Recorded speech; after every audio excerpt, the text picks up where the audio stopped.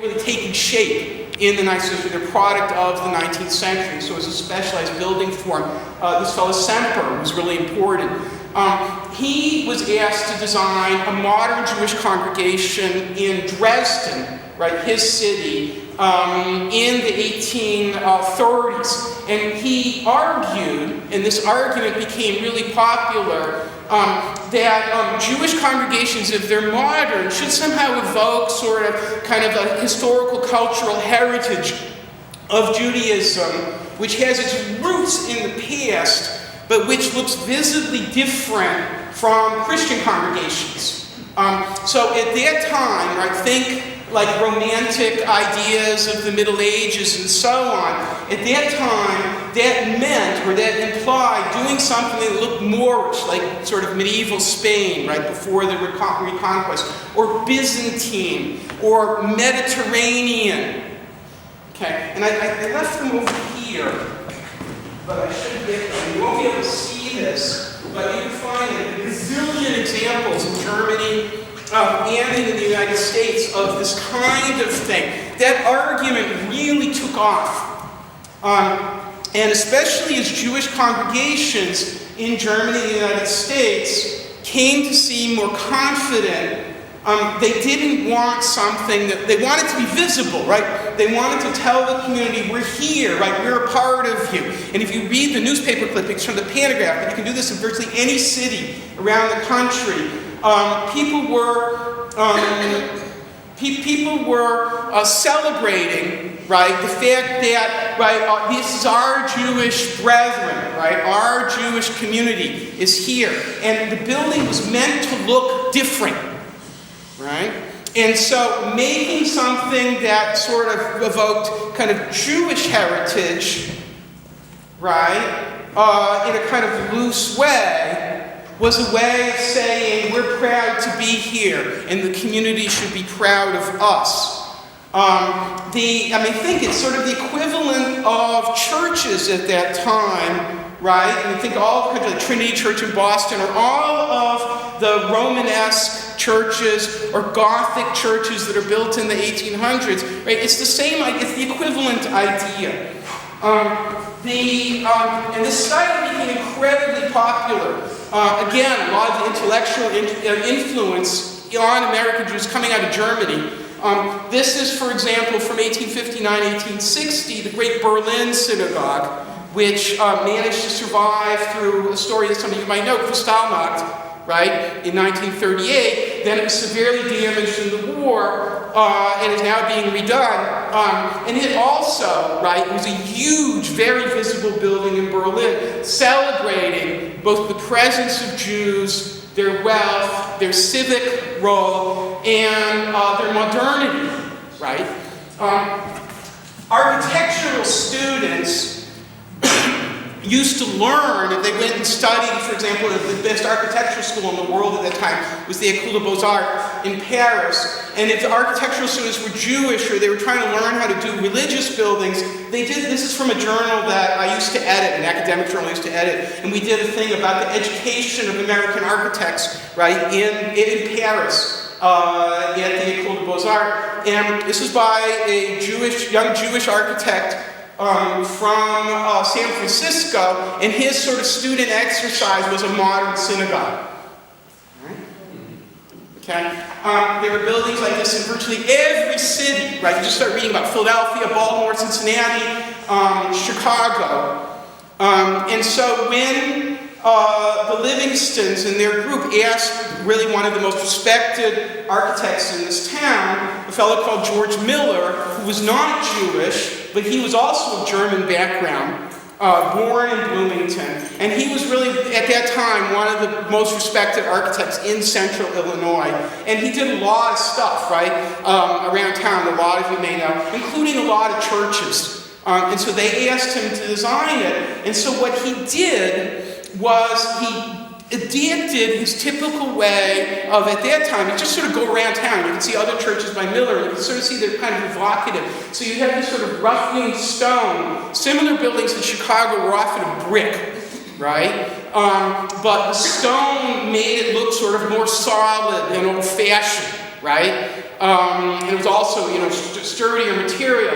And one of the things that's interesting, you start reading a sort of architectural studies of Miller, is that he basically took his basic plan, which is in fact a church plan, a Greek cross, right? And then he added, which you can see all around, right, these Moorish elements to it. So the arches and the windows and the entryways and the cupola, right? You take that basic religious building plan of the 1880s and you adapt it to this different group. Okay? And that's really what he did. So there was a woman in the museum, or sorry, a woman who was an architecture student, I think at the University of Iowa, it was at Iowa State, Leslie. One of those, right? And she did this enormous, for some reason she picked up on George Miller, who was actually worth writing about. And she did this enormous study, and she said that, in fact, right, this building, right, its basic structure has a lot in common with the churches in town, right, except that it's visibly a synagogue, which is, of course, the point. And so, now, a lot of you also know, right, that we have pictures of this, but not many. And this is the kind of thing that if there were ever a group of people with enough resources that could really restore this building, one of the things that they would want to restore was all of the sort of decorations and the frescoes. In 1900, right, the Eternal Light, which was in gas, lit the curtains in front of the ark on fire, right, 1 year after the thing was dedicated. And it really did a lot of damage to the inside.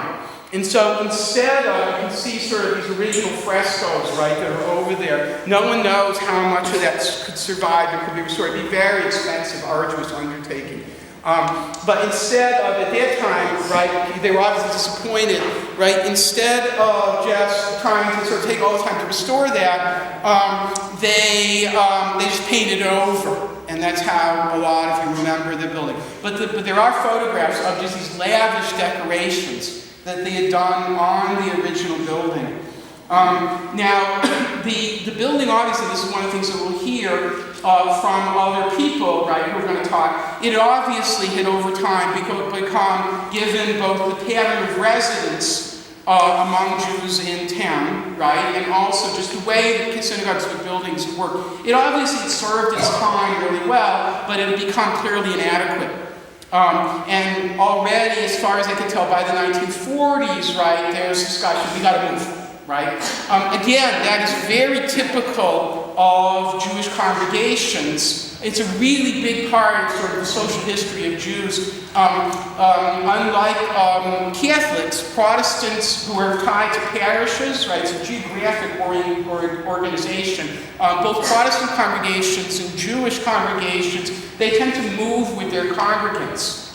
And so around the country, as Jews, like virtually every other American that could afford to, were moving to sort of new subdivisions on the edges of cities, they brought their congregation with them, right? And again, think about sort of, Chicago, right, and where the synagogue started and where they moved to, and you just understand that right away. That was also a very typical story.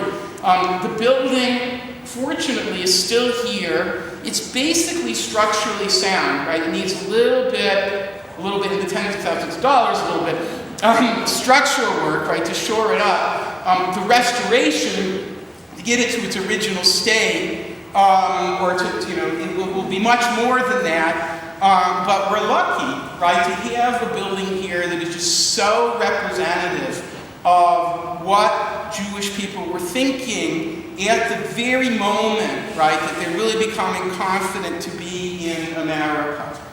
I just sort of meant to give a little introduction. Are there any questions or thoughts?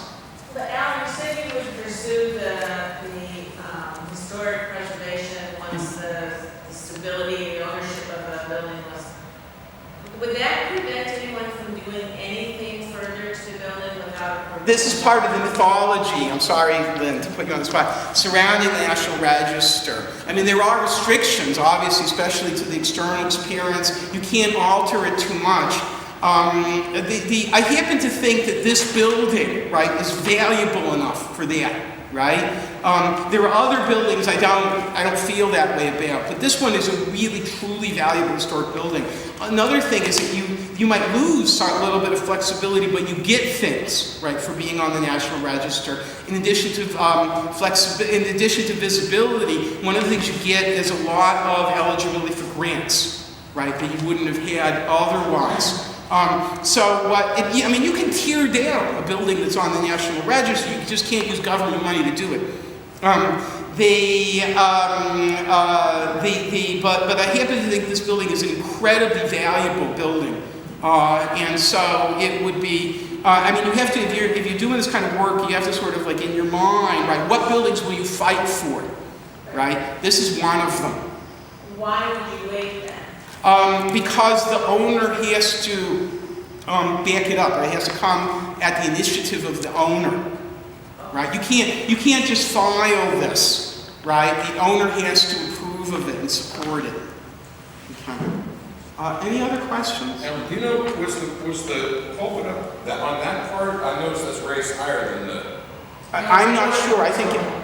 Yeah. I'm not sure where. So the benches were more. Yeah. Okay. You'll address that. Okay. Any other questions?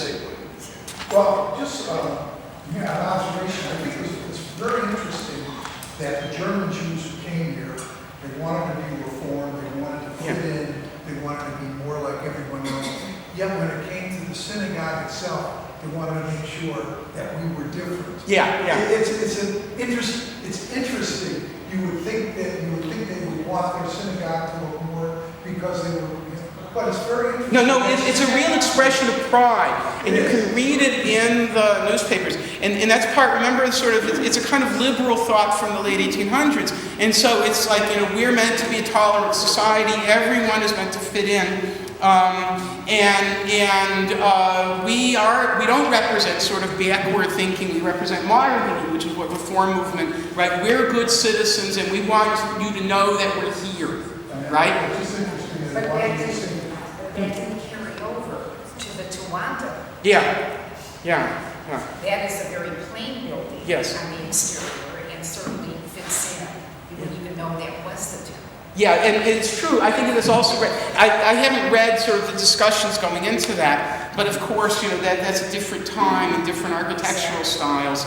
But you're right. When they built these, again, all over the country like that, when they built these buildings, they're meant to stand out, right? If you were in town, and remember, there weren't parking lots there, right? The city was built continuously out, commercial and then residential places. And of course, that's one of the reasons you could have this place here, right? Most people walked, right? They just lived in the neighborhoods around, and they could walk here. Once people had to drive, right, the building becomes impractical because there's nowhere to park. And of course, in congregations like the Presbyterian Church that decide to stay here, right, they start buying up stuff and tearing it down. And that's part of the story of urban renewal and actually what went wrong with downtown. But this building was a visible building, right? And a lot of pride, a lot of money went into it. That's why it's so standard. Just in accord with what Fran was saying, that building, the new building, was designed by the same guy who designed the Unitarian Church. Right? Yeah. And it doesn't seem like externally you can tell which is which. Yeah, it's interesting. I love the new building too. I feel like it's underappreciated. But you're right? And there's a certain style from the 50s. It's not meant to be very decorated, right? It's meant to be very streamlined. I mean, and you're meant to really focus not on the space itself. But when you're sitting in the congregation, you think that it's sort of in the sanctuary. You think this is a very thoughtful building, as in the new one, right? I like it, right? But you're right. It's not as like. It represents a different time, right? It's not as evocative, as deliberately evocative as this one is. Any more questions or thoughts? We may come back to. Yeah. Okay, so